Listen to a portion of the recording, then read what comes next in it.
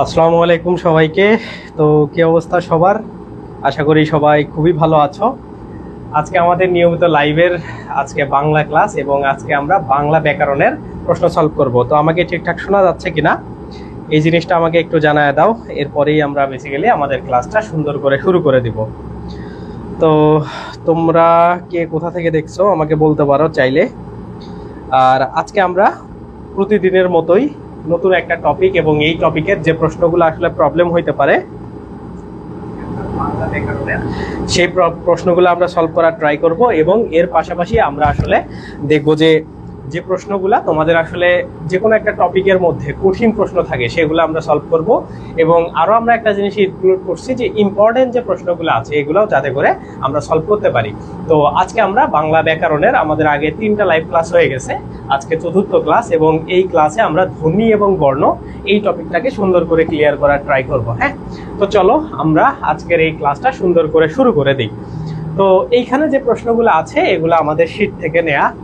তো তোমরা যারা আমাদের পেইড ব্যাচে আছো তারা এই সুবিধাগুলো খুব ভালোভাবে এনজয় করতে পারবা, যে যাতে করে তোমরা এখানে এসে প্রশ্ন সলভগুলো সুন্দর করে করতে পারো। হ্যাঁ, এবং এইখানে যে প্রশ্নগুলো আমি সলভ করাবো এগুলাই তোমাদের হচ্ছে প্রবলেম হইতে পারে বা এগুলাই অনেক বেশি ইম্পর্টেন্ট প্রশ্ন এই চ্যাপ্টারটার বা এই টপিকটার মধ্যে। ওকে, তো চলো আজকে আমরা 4 নম্বর ক্লাসটা করি এবং এখানে যে ক্লাসগুলো তোমরা দেখতে পাচ্ছ সবগুলারই প্লেলিস্ট আকারে তোমরা ইউটিউবে আমাদের পাবা। সেই প্লেলিস্টে সুন্দর করে পর্যায়ক্রমে সবগুলাই সাজানো থাকবে।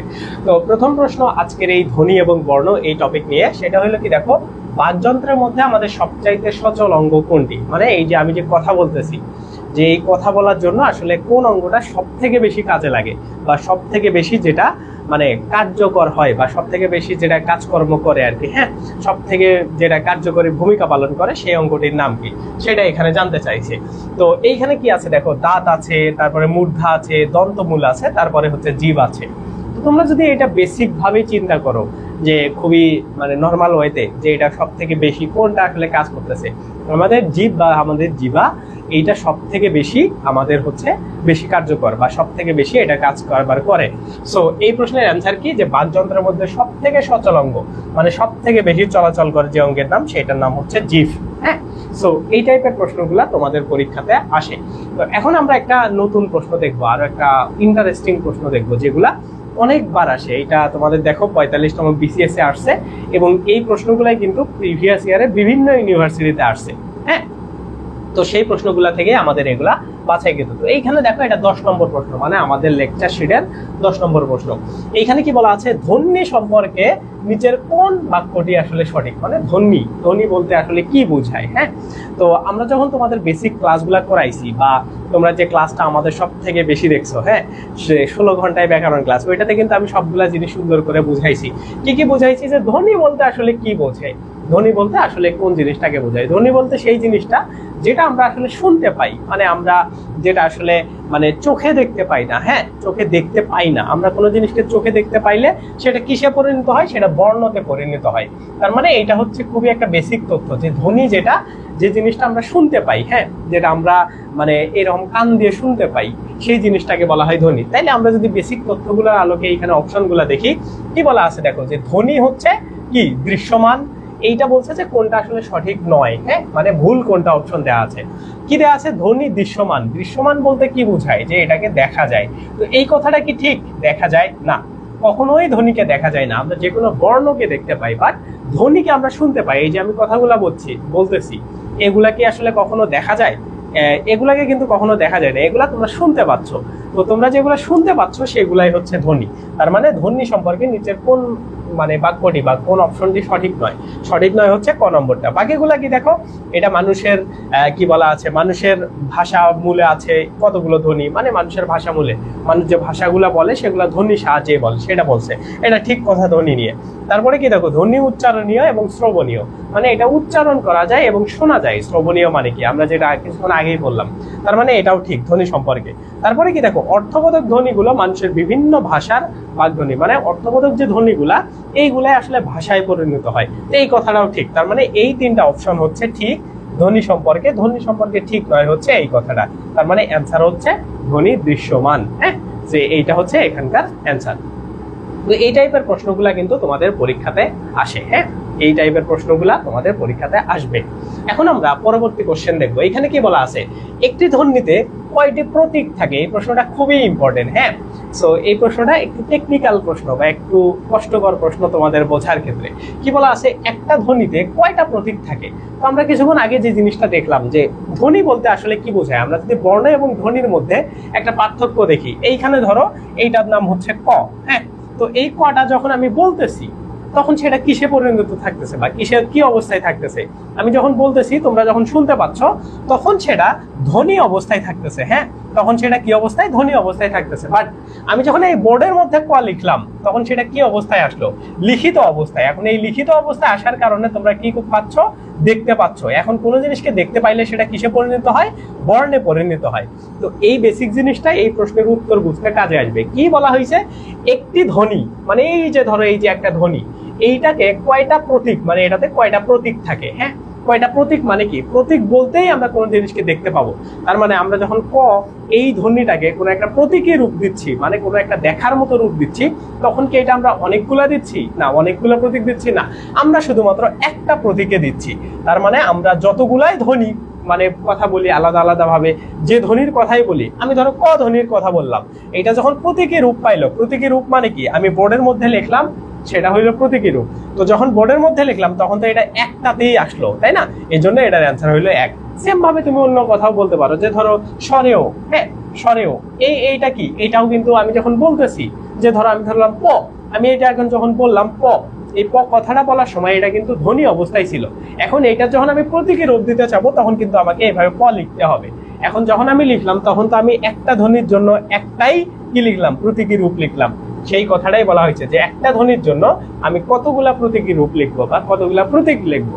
আমরা একটা ধ্বনির জন্য একটাই প্রতীক লিখবো, তার মানে অ্যান্সার হইলো এক। ওকে, সো এই টাইপের প্রশ্নগুলা কিন্তু তোমাদের পরীক্ষাতে আসতে পারে বা এগুলা কিন্তু পরীক্ষাতে আসার মতো। ওকে, এখন আমরা পরবর্তী কোশ্চেনে যাব। পরবর্তী কোশ্চেনটা কি দেখো, যে ধ্বনি দিয়ে 8 বাঁধা শব্দই ভাষার ইট।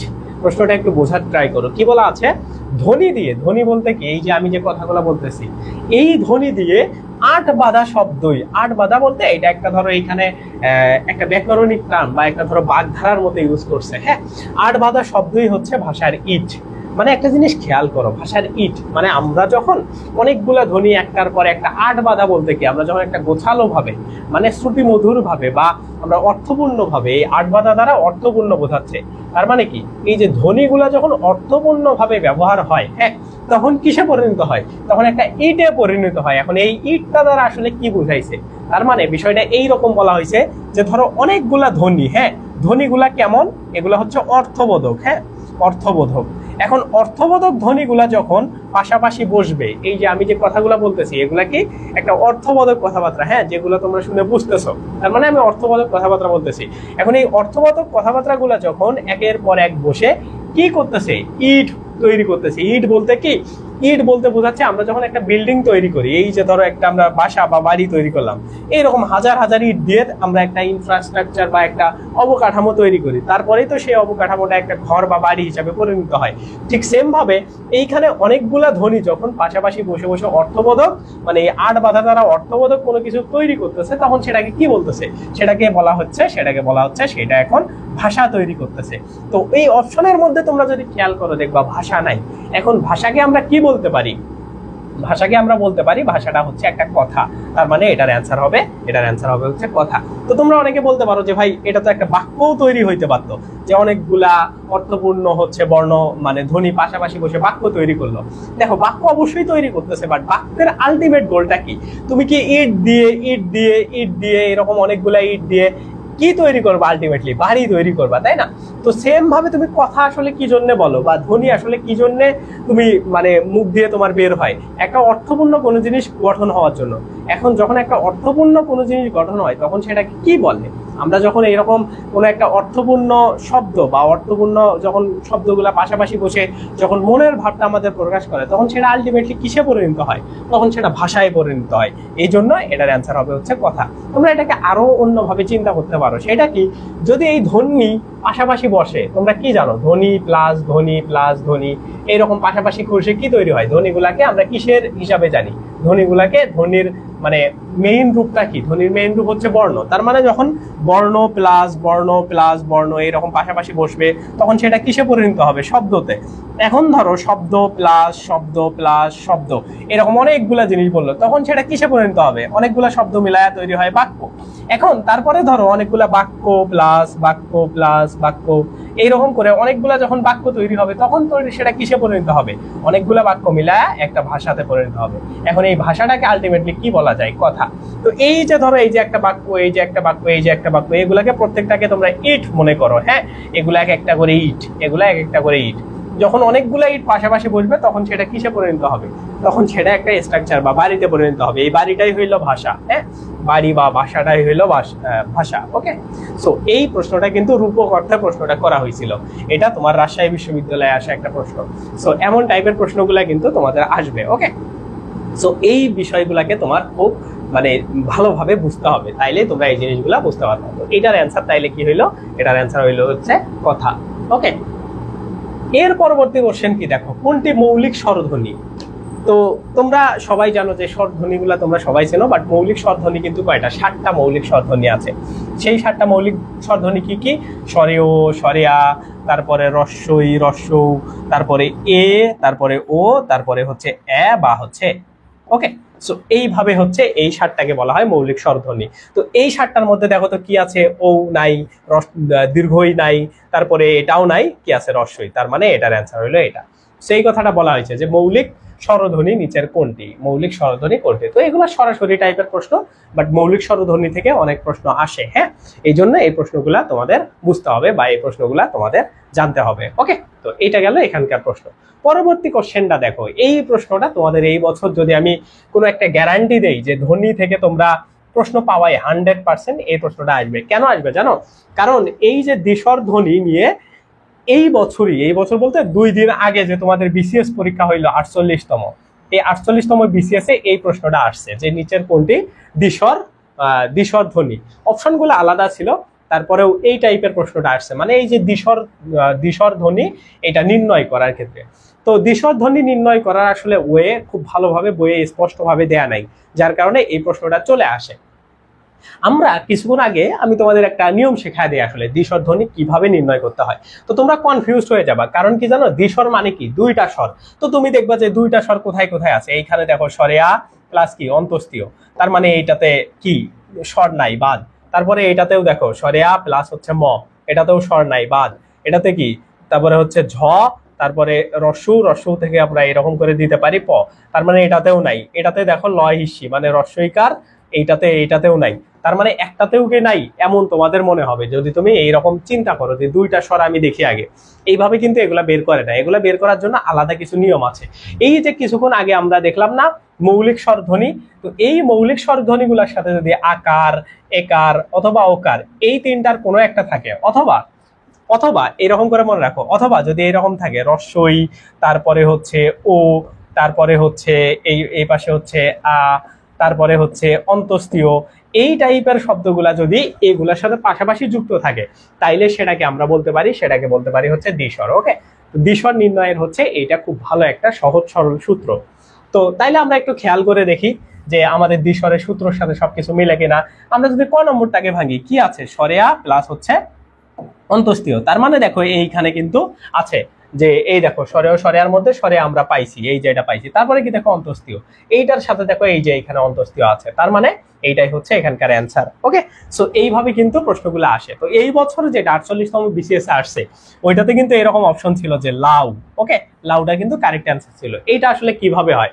তুমি লাউকে যদি ভাঙো কি কি পাবা? ল পাবা, এই আকারের জন্য ধরো স্বরে আ, তারপরে রস্য। ওকে, তার মানে দেখতে হবে তোমার এই 2টা আছে কিনা, এই 2টা আছে কিনা। এই দেখো তুমি কি পাইছো? রস্য পাইছো, এই যে একটা আছে। এইটার সাথে কি? এইটার সাথে দেখবা যে কি এই যে স্বরে আ বা স্বরে ও কোথায় গেল, এই যে পাশাপাশি এই শব্দগুলো আছে কিনা। এরকম যদি থাকে তাইলে সেটা কি হবে? সেটা হবে কি? দ্বিস্বর ধ্বনি। ওকে, সো এগুলা এই পাশে দুই পাশেই মানে কমন কিছু ওয়ার্ড আছে যেগুলো আমি এই পাশে দিই নাই। ওকে, সো বিষয় হলো এইটা মনে করবা যে এই শব্দগুলা কোনো একটা পাশাপাশি মানে কোনো 2টা পাশাপাশি আছে কিনা, যদি থাকে তাহলেই সেটা দ্বিস্বর ধ্বনি বা দ্বিস্বর মানে যাই থাক না কেন, দ্বিস্বর ধ্বনি থাকতে পারে, দ্বিস্বর বর্ণও থাকতে পারে, এরকম করে যে নিচের কোনটি দ্বিস্বর বর্ণের সমন্বয়ে গঠিত শব্দ, এরকম থাকতে পারে। সো যাই থাক না কেন তোমরা এইভাবে এই জিনিসগুলোকে কারেক্ট করবা। ওকে, সো এগুলা কিন্তু খুবই ইম্পর্টেন্ট, এই প্রশ্নটা খুবই খুবই খুবই ইম্পর্টেন্ট, এইটা পরীক্ষাতে আসতে পারে। মানে এই বছর তোমরা যখন অ্যাডমিশন টেস্ট দিবা এটা থেকে প্রশ্ন আসতে পারে, ধ্বনি এবং বর্ণ থেকে এই প্রশ্নটা আসার চান্স খুব বেশি আছে। ওকে, সো এটা গেল এখানকার বিষয়। তারপরের প্রশ্নটা কি দেখো, এখানে কি বলা আছে, বাংলা বর্ণমালায় যৌগিক স্বরজ্ঞাপক বর্ণ দুইটি কি কি।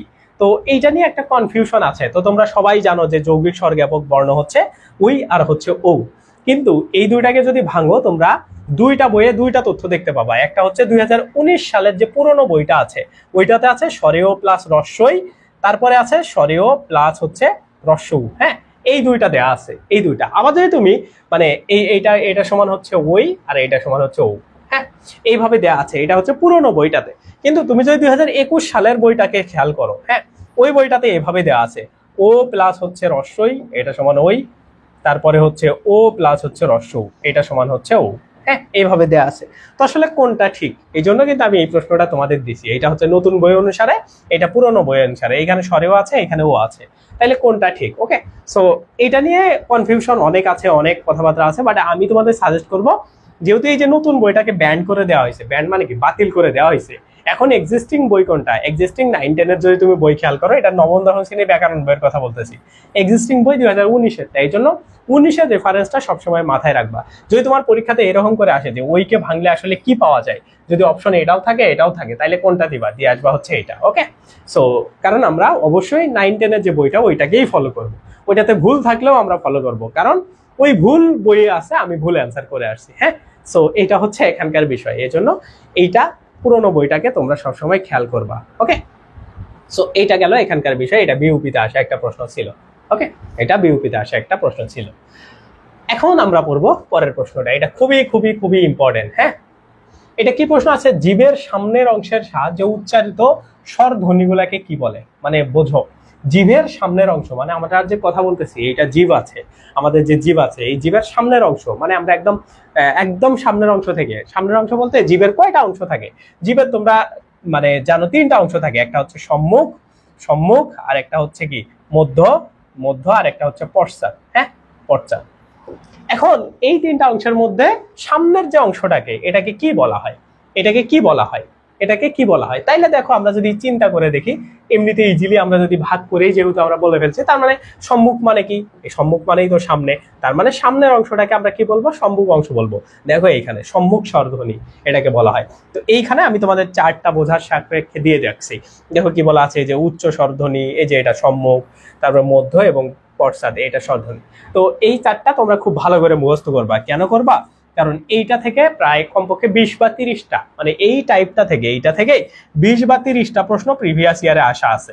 সো ওইগুলো আমি সলভ করাচ্ছি না, কারণ এই ছকটা তুমি যদি জানো তাইলেই তোমার হবে। এখন প্রশ্নগুলা কি কি ভাবে হয়, কোন কোন টাইপের হয়, ওইটা আমি তোমাদেরকে দেখায় দিই। এরকম করে দেয়া থাকে যে ধরো রস্যউ, হ্যাঁ এইটা মানে এইটা জীবের কোন জায়গা থেকে উচ্চারিত হয়, এমন ভাবে তোমাদের প্রশ্ন আসতে পারে। তার মানে দেখো এই যে রস্যউ, এটা পশ্চাৎ, পশ্চাৎ জায়গা থেকে, পশ্চাৎ স্বরধ্বনি থেকে উচ্চারিত হয়, তার মানে এটা জীবের পশ্চাৎ অংশ থেকে এটা উচ্চারিত হয় এইভাবে। অথবা তোমাদের এরকম করে আসতে পারে যে এই শব্দটা এরকম করে বলা হয় যে এটা ঠোঁটের উন্মুক্তি অনুসারে এটা কি টাইপের স্বরধ্বনি। হ্যাঁ, তখন দেখো এই যে এর সোজা কি আছে, এর সোজা আছে কি অর্ধ সংবৃত স্বরধ্বনি। সো এই টাইপের প্রশ্নগুলো কিন্তু আসবে, এই জন্য এই ছকটাকে মাস্ট তোমাকে ম্যান্ডেটরি মুখস্থ করতেই হবে। তো এইটা তোমাদের বইয়ের মধ্যে দেওয়া নাই, হ্যাঁ তোমাদের বোর্ড বইয়ের মধ্যে দেওয়া নাই, যার কারণে এটা তোমাদেরকে আমি করাচ্ছি। সুন্দর করে এটা মাথায় রাখবা, তাইলে এই যে উচ্চ স্বরধ্বনি, মধ্য স্বরধ্বনি, এমন টাইপের যে প্রশ্নগুলো আছে, এই টাইপের প্রশ্নগুলা তোমরা সবগুলাই কারেক্ট করতে পারবা। জাস্ট এই সবটা তোমাকে মাথায় রাখতে হবে। ওকে, সো এই টাইপের প্রশ্নগুলা কিন্তু খুবই আসে। ওকে, সো এই জন্য এটা খুব ভালো করে মাথায় রাখবা। ওকে, এটা গেল এখানকার বিষয়। এরপরে আসো 41 নম্বর প্রশ্ন, মানে আমাদের শীটের 41 নম্বর প্রশ্ন। এখানে কি বলা আছে, উচ্চারণের রীতি অনুযায়ী নিচের কোনটি উচ্চ মধ্য সম্মুখ স্বরধ্বনি। দেখছো ওই টাইপের প্রশ্ন, উচ্চ মধ্য সম্মুখ স্বরধ্বনি, এটা হচ্ছে 45তম বিসিএস আসা একটা প্রশ্ন। একটা জিনিস খেয়াল করো, এই ছকটা যদি তোমার মাথায় থাকে তাইলে তুমি এই টাইপের প্রশ্নগুলা বের করতে পারবা খুবই সহজে। কি বলা হয়েছে, উচ্চারণের রীতি অনুসারে নিচের কোনটি উচ্চ মধ্য সম্মুখ। এখন তুমি দেখবা উচ্চ মধ্য সম্মুখ কোন জায়গায় আছে, দেখো এই যে উচ্চ মধ্য সম্মুখ কোথায় আছে উচ্চ মধ্য, এই যে উচ্চ মধ্য সম্মুখ স্বরধ্বনি, এই যে উচ্চ মধ্য তুমি লেখাটা পাইছো, মানে এই যে উচ্চ মধ্য, এটাকে কাটো। এখন কি আছে শুধু সম্মুখ, তার মানে এই জায়গার মধ্যে দেখো সম্মুখ লেখা কোথায়, এইখানে আছে।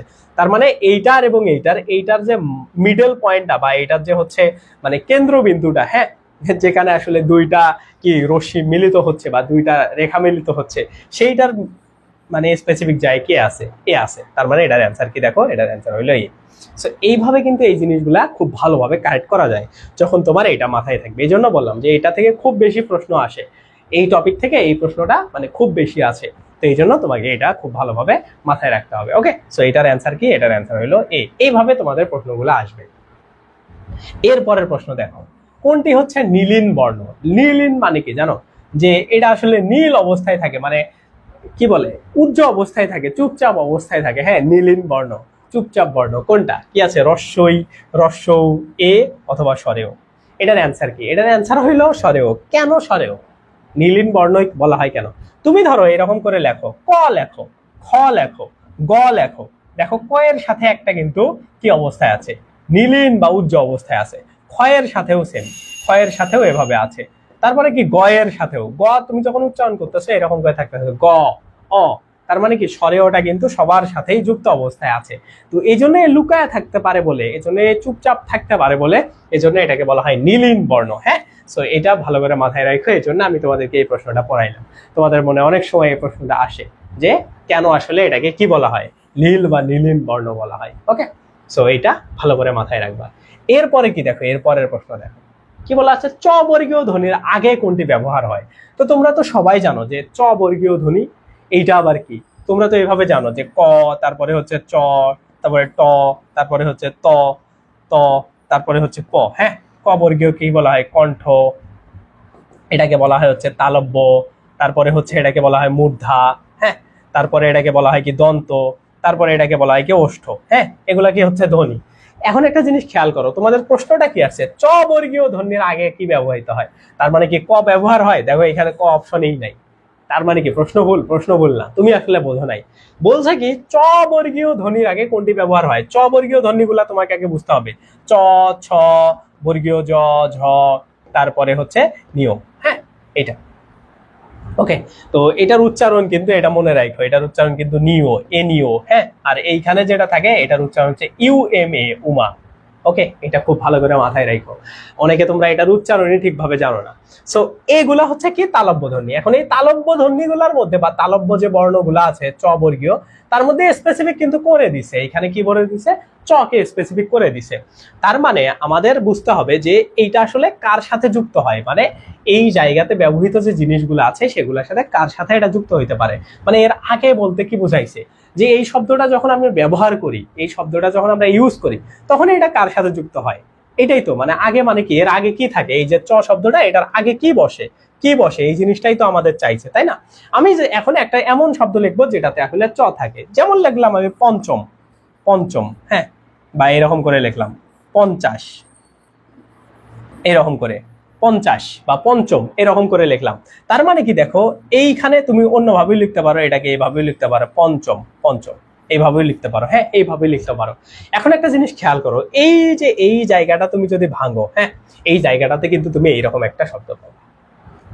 ঠিক আছে, এটাকে যদি তুমি ভাঙো এরকম একটা শব্দ পাবো।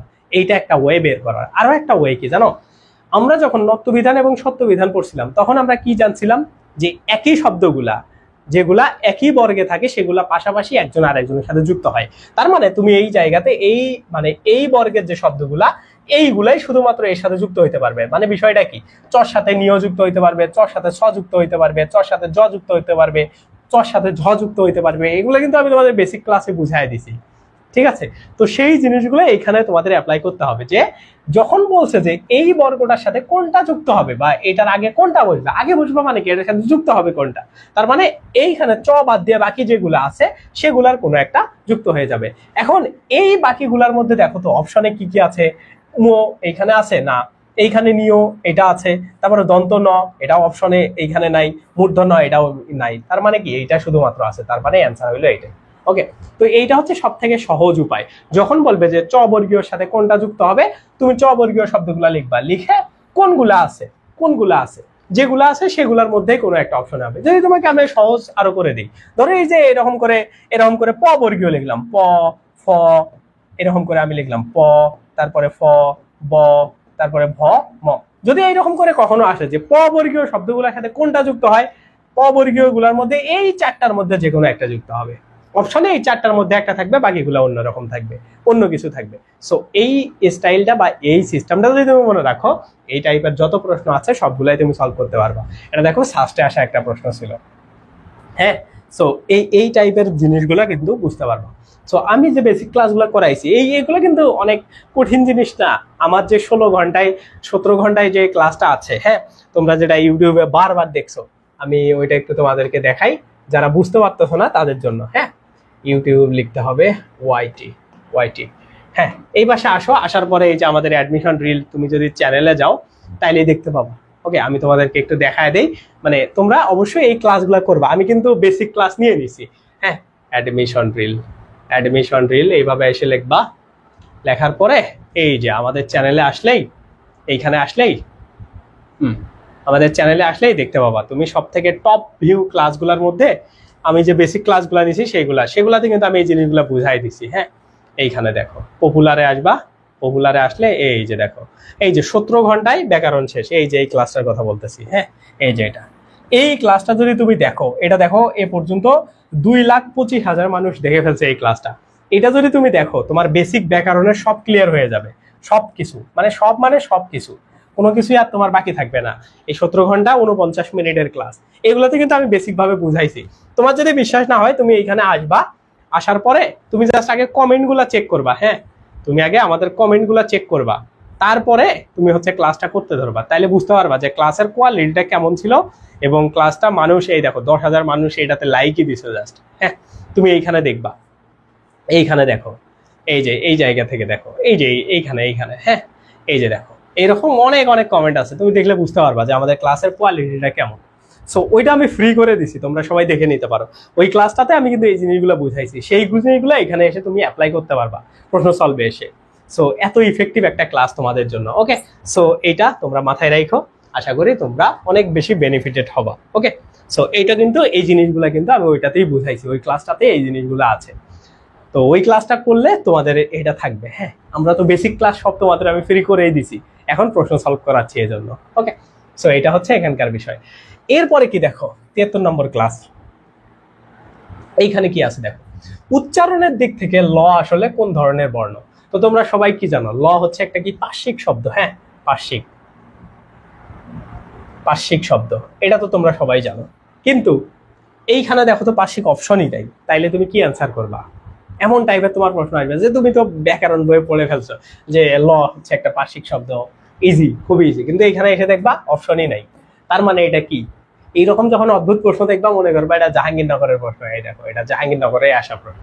ওকে, সো এই প্রশ্নটা কি হবে, এইটা বোঝার জন্য তোমাকে এই জিনিসটা খুব ভালো করে দেখতে হবে। এই ছকটা ভালো করে মনে রাখতে হবে। দেখো এইখানে প্রত্যেকটা শব্দ আছে, তার মধ্যে ল খুঁজে বের করো। এই যে ল দিয়ে এই লাইনে আসো, দেখো কি আছে, দন্ত বলিও। তার মানে দেখো দন্ত কোথায় আছে, এই যে দন্ত আছে, তার মানে অ্যান্সার হইলো এটা। বুঝতে পারছো? এইখানে একটা কথা বলা আছে উচ্চারণের দিক থেকে, যেটা আমাদের বই দেয়া নাই। মানে এইরকম যখন বলবে যে উচ্চারণের দিক থেকে কোন শব্দ কোথায় অবস্থিত, এই জন্য তোমাকে এই শব্দটা, এই পুরো শব্দটা ভালো করে মাথায় নিতে হবে। হ্যাঁ, সো এই শব্দটা তোমাকে এইভাবে কারেক্ট করতে হবে। এইরকম আরো কিছু শব্দ আছে যেগুলো বইয়ে দেওয়া নাই, যেমন হচ্ছে হ, এটা কোথা থেকে উচ্চারিত হয়, এটা কণ্ঠনালীয় জায়গা থেকে উচ্চারিত হয়। আমাদের বইয়ে শুধুমাত্র এই যে এতটুকু দেয়া আছে, এই জায়গাগুলো দেয়া নাই। এখন এই জায়গাগুলো যদি প্রশ্ন আসে, এইরকম করে যদি আসে যে রি কোথা থেকে উচ্চারিত হয়, রস্যও কোথা থেকে উচ্চারিত হয়, স্বরেয় স্বরেয়া কোথা থেকে উচ্চারিত হয়, আমরা পারবো না।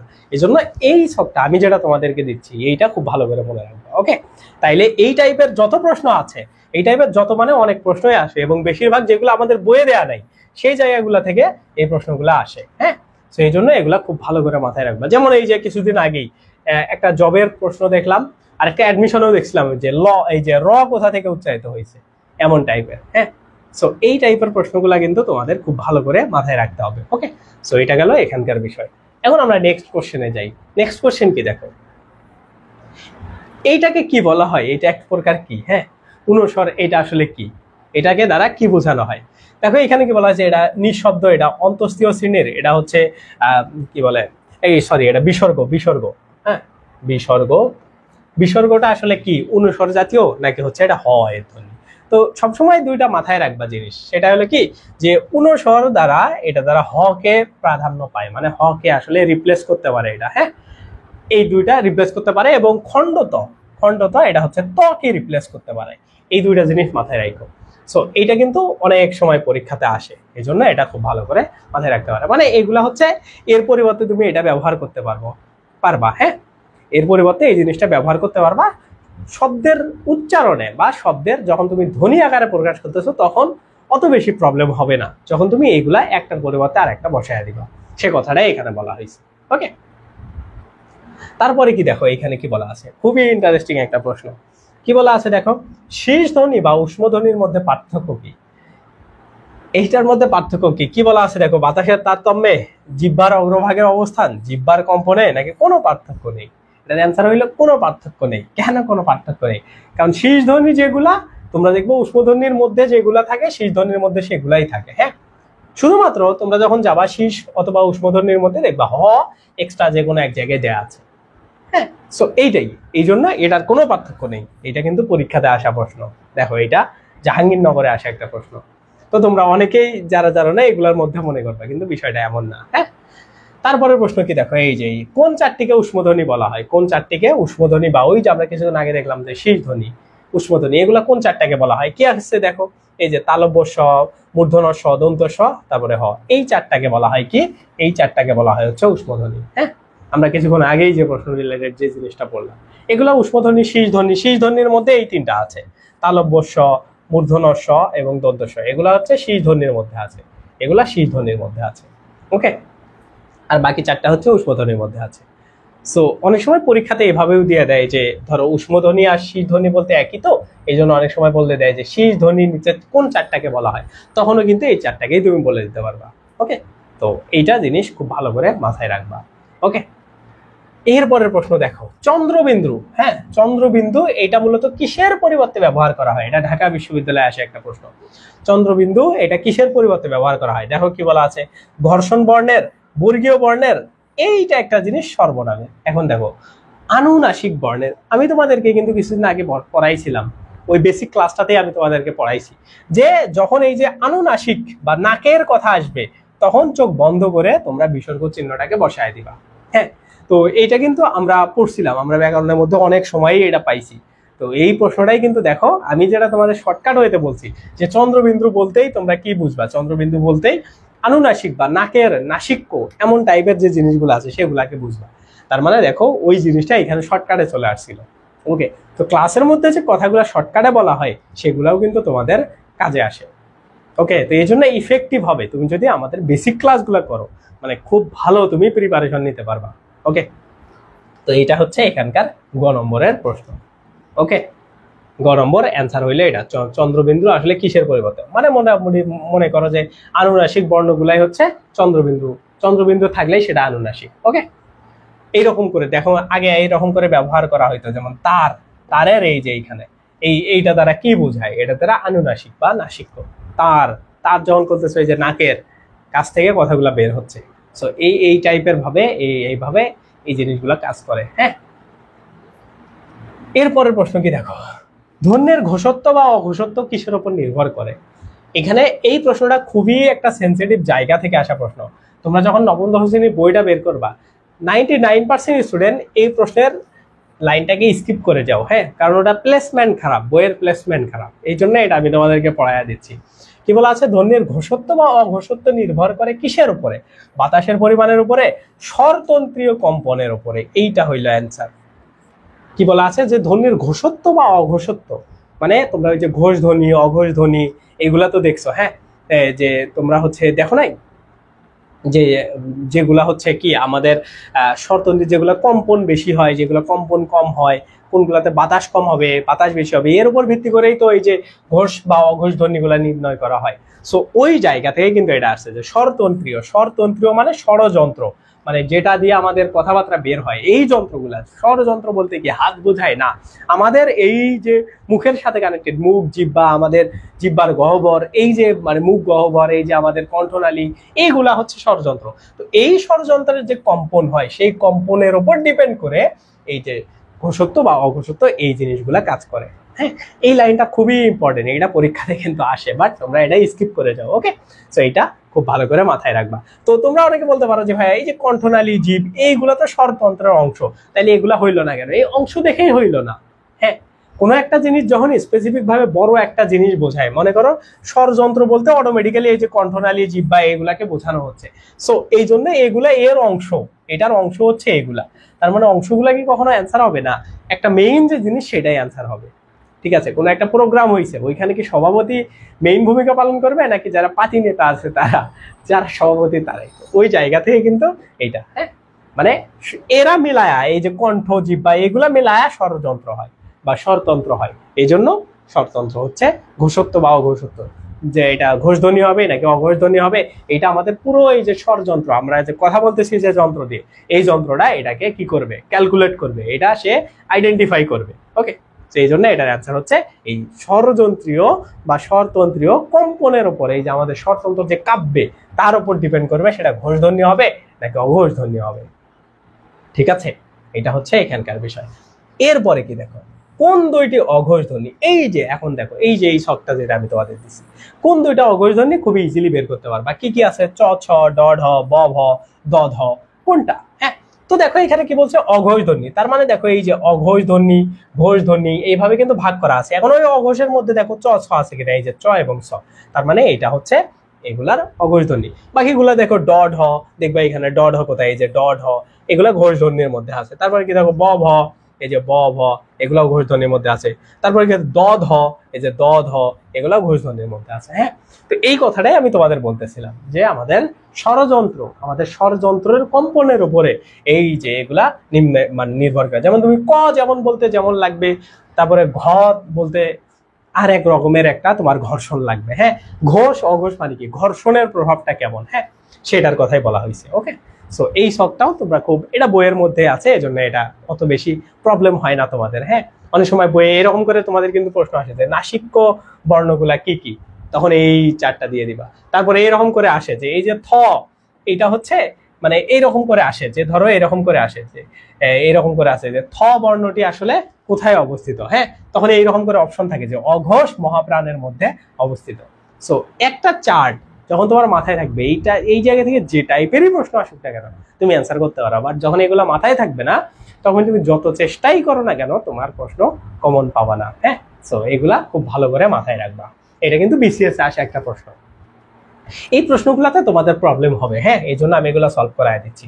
137 নম্বর প্রশ্ন, বাকিগুলা খুবই সহজ আছে, ওগুলা তোমরা পারবা।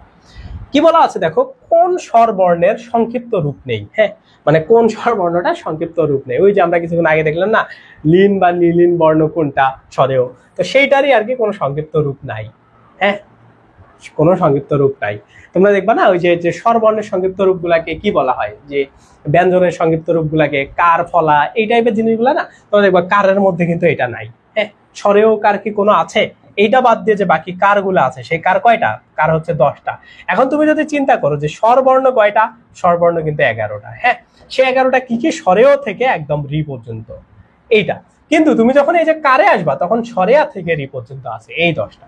সো এই জন্য বলা হয়েছে যে কোনটার আসলে সংক্ষিপ্ত রূপ নাই, কোন স্বরবর্ণের। তার মানে এই যে স্বরবর্ণগুলোর মধ্যে একটা যেটা বাদ যাচ্ছে এই কারের ক্ষেত্রে, সেইটারই কি নাই, সংক্ষিপ্ত রূপ নাই। তার মানে এটার অ্যান্সার কি? এটার অ্যান্সার হইলো স্বরেও।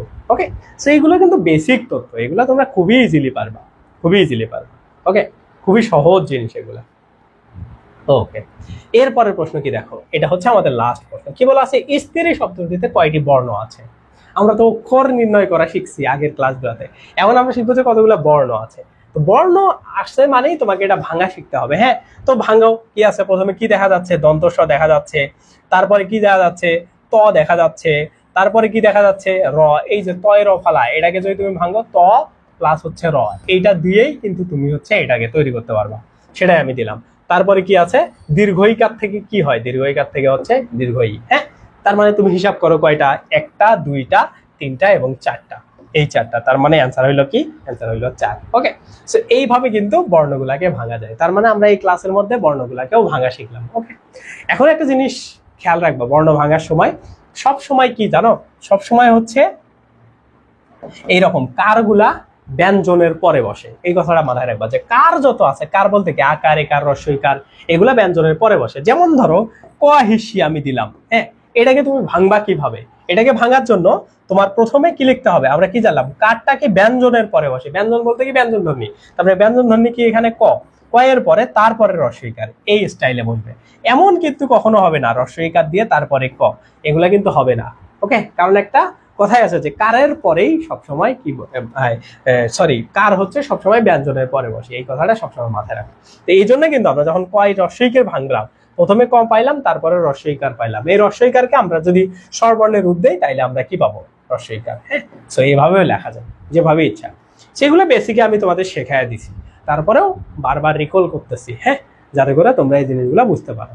সো এটাই হচ্ছে আমাদের আজকের ক্লাস বা আজকের আমাদের এই বিষয়গুলো নিয়ে। ওকে, সো এই যে আমরা টপিকটা শেষ করলাম, এই টপিকটার মধ্যে এই 22টা কোশ্চেনই বা এই 22-23টা কোশ্চেন আমি তোমাদের প্রায় 21 থেকে 22টা প্রশ্ন সলভ করাইছি।